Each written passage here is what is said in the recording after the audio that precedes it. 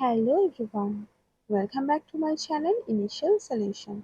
In this video, I'll show you how to change music in Instagram post.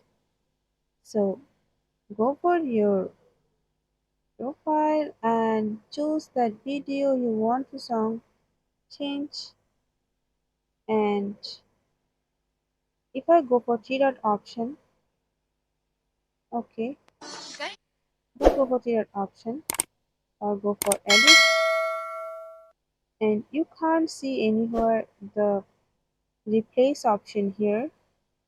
So all you need to do is just go for the delete option, and just you have to delete the reel, and you have to repost with uh, another song you want to change with which song.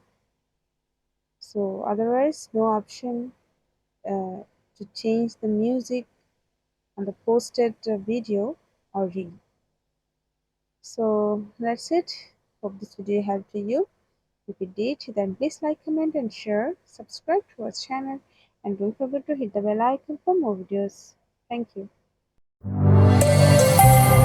This video is sponsored by Zerosoft. Zerosoft offers graphic design, UI UX design, digital marketing, and web development. Elevate your brand with Zerosoft today. For more details, check the description box.